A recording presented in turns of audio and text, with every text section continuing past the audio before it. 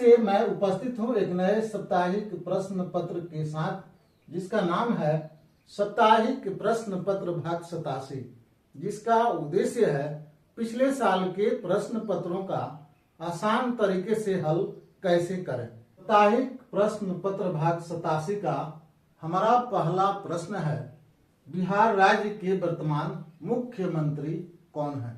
जिसका A option है श्री नीतीश कुमार, जिसका बी ऑप्शन है श्री नितिन नवीन, जिसका सी ऑप्शन है श्री विजय कुमार चौधरी और जिसका डी ऑप्शन है श्री सम्राट चौधरी। तो इस प्रश्न का सही जवाब है ऑप्शन डी श्री सम्राट चौधरी, यानी वर्तमान समय में बिहार राज्य के मुख्यमंत्री श्री सम्राट चौधरी जी है। हमारा ए ऑप्शन है श्री नीतीश कुमार जी। श्री नीतीश कुमार जी वर्तमान समय में राज्यसभा के सांसद हैं। हमारा बी ऑप्शन है श्री नितिन नवीन। तो श्री नितिन नवीन जी वर्तमान समय में राज्यसभा के सांसद हैं। हमारा सी ऑप्शन है श्री विजय कुमार चौधरी। तो श्री विजय कुमार चौधरी जी बिहार राज्य के वर्तमान उप मुख्यमंत्री हैं।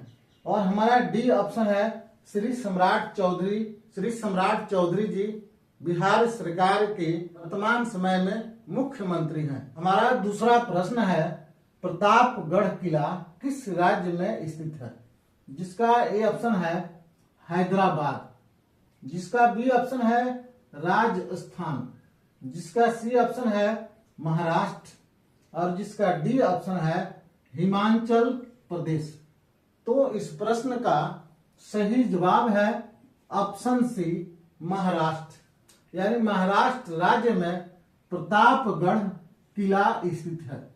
हमारा ए ऑप्शन है हैदराबाद। तो हैदराबाद में गोलकुंडा किला स्थित है। हैदराबाद में गोलकुंडा किला स्थित है। हमारा बी ऑप्शन है राजस्थान। तो राजस्थान में चित्तौड़गढ़ किला स्थित है। हमारा सी ऑप्शन है महाराष्ट्र। तो महाराष्ट्र राज्य में प्रतापगढ़ किला स्थित है। और हमारा डी ऑप्शन है हिमाचल प्रदेश। तो हिमाचल प्रदेश में कांगड़ा किला स्थित है। हमारा तीसरा प्रश्न है, राष्ट्रीय सिविल सेवा दिवस कब मनाई जाती है?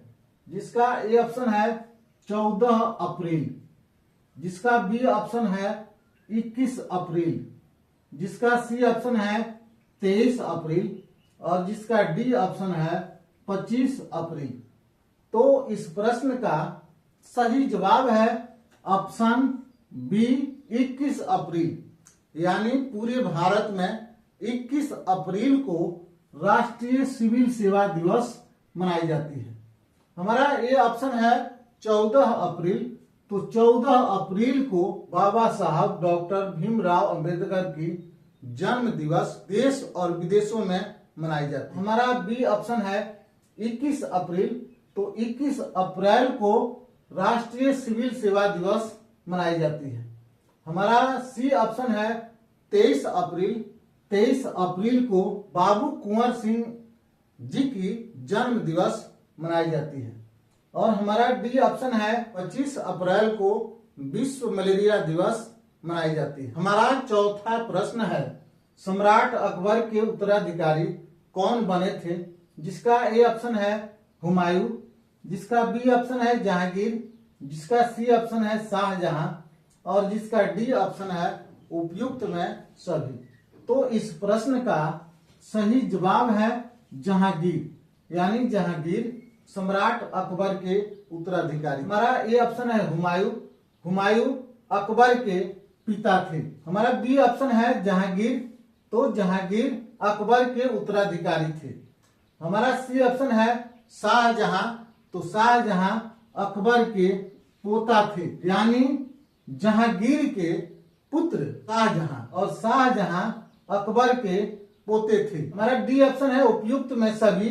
तो ये विकल्प हमारा गलत है। हमारा पांचवा प्रश्न है, निम्न में कौन सी जलप्रपात गोवा राज्य में स्थित है? जिसका ए ऑप्शन है काकोलत जलप्रपात, जिसका बी ऑप्शन है धुआंधार जलप्रपात, जिसका सी ऑप्शन है नखाली कई जलप्रपात और जिसका डी ऑप्शन है दूध सागर जलप्रपात। तो इस प्रश्न का सही जवाब है ऑप्शन डी, दूध सागर जलप्रपात। यानी दूध सागर जलप्रपात गोवा राज्य में स्थित है। हमारा ए ऑप्शन है काकोलत जलप्रपात। तो काकोलत जलप्रपात बिहार राज्य के नवादा जिले में स्थित है। हमारा बी ऑप्शन है धुआंधार जलप्रपात। तो धुआंधार जलप्रपात मध्य प्रदेश के जबलपुर में धुआंधार जलप्रपात स्थित है।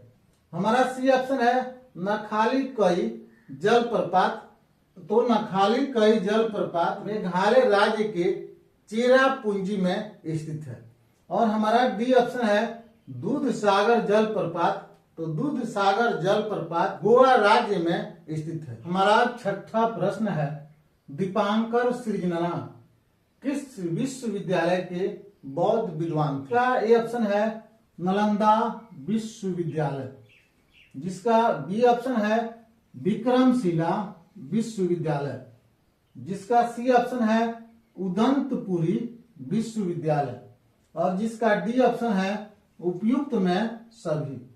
तो इस प्रश्न का सही जवाब है ऑप्शन बी, विक्रमशिला विश्वविद्यालय। विक्रमशिला विश्वविद्यालय के बौद्ध विद्वान दीपांकर सृजनना थे। हमारा ए ऑप्शन है नालंदा विश्वविद्यालय। नालंदा विश्वविद्यालय के बौद्ध विद्वान शीलभद्र थे। हमारा बी ऑप्शन है विक्रमशिला विश्वविद्यालय। विक्रमशिला विश्वविद्यालय के बौद्ध विद्वान दीपांकर सृजनना थे।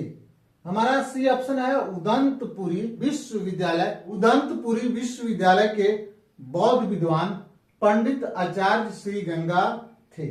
और हमारा डी ऑप्शन है उपयुक्त में सभी विश्वविद्यालय। तो ये ऑप्शन हमारा गलत। हमारा आठवां प्रश्न है निम्न में कौन सा जिला बिहार राज्य के पश्चिमी भाग में स्थित है? जिसका ए ऑप्शन है भागलपुर जिला, जिसका बी ऑप्शन है पटना जिला, जिसका सी ऑप्शन है कैमूर जिला, और जिसका डी ऑप्शन है कटिहार जिला। तो इस प्रश्न का सही जवाब है ऑप्शन सी, कैमूर जिला। यानी बिहार के पश्चिमी भाग में कैमूर जिला स्थित है। हमारा ए ऑप्शन है भागलपुर। तो भागलपुर जिला बिहार राज्य के पूर्वी भाग में स्थित है। हमारा बी ऑप्शन है पटना जिला। तो पटना राज्य के मध्य भाग में स्थित है। हमारा सी ऑप्शन है कैमूर जिला। तो कैमूर जिला राज्य के पश्चिमी भाग में स्थित है। और हमारा डी ऑप्शन है कटिहार जिला। कटिहार जिला बिहार राज्य के पूर्वी भाग में स्थित है। हमारा 9वां प्रश्न है भारत के उपराष्ट्रपति पद के लिए न्यूनतम उम्र कितनी होनी चाहिए? जिसका ए ऑप्शन है 21 वर्ष, जिसका बी ऑप्शन है 25 वर्ष, जिसका सी ऑप्शन है 30 वर्ष, और जिसका डी ऑप्शन है 35 वर्ष। तो इस प्रश्न का सही जवाब है ऑप्शन डी, 35 वर्ष। यानी भारत के उपराष्ट्रपति पद के लिए 35 वर्ष उम्र होनी चाहिए। हमारा ए ऑप्शन है 21 वर्ष। तो 21 वर्ष उम्र पंचायती राज संस्थाओं के जो प्रतिनिधि होते हैं, जैसे मुखिया, सरपंच, बीडीसी, वार्ड कमिश्नर जैसे प्रतिनिधियों के चुनाव लड़ने के लिए 21 वर्ष उम्र होना जरूरी है। हमारा बी ऑप्शन है 25 वर्ष। तो 25 वर्ष उम्र विधानसभा और लोकसभा के सदस्य बनने के लिए 25 वर्ष उम्र होनी चाहिए। हमारा सी ऑप्शन है 30 वर्ष। तो 30 वर्ष विधान परिषद और राज्यसभा के सदस्य बनने के लिए न्यूनतम उम्र 30 वर्ष होनी चाहिए। हमारा डी ऑप्शन है 35 वर्ष।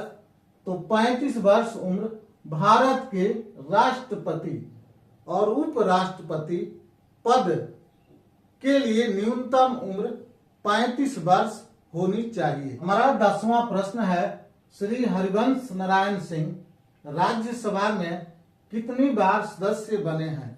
जिसका ए ऑप्शन है पहली बार, जिसका बी ऑप्शन है दूसरी बार, जिसका सी ऑप्शन है तीसरी बार, और जिसका डी ऑप्शन है चौथी बार। प्रश्न का सही जवाब है ऑप्शन सी तीसरी बार, यानी श्री हरिवंश नारायण सिंह जी राज्यसभा में तीसरी बार सदस्य बने हैं। जिसका ये ऑप्शन है पहली बार 2014 से 2020 तक राज्यसभा में सदस्य रहे। हमारा बी ऑप्शन है दूसरी बार 2020 से 2026 तक सदस्य रहे। और हमारा सी ऑप्शन है तीसरी बार, तो तीसरी बार 2026 से वर्तमान समय तक राज्यसभा के सदस्य हैं। इन्हीं जानकारियों के साथ साप्ताहिक प्रश्न पत्र भाग 87 से हम विराम लेते हैं और फिर मिलते हैं अगले हफ्ते साप्ताहिक प्रश्न पत्र भाग 88 के साथ।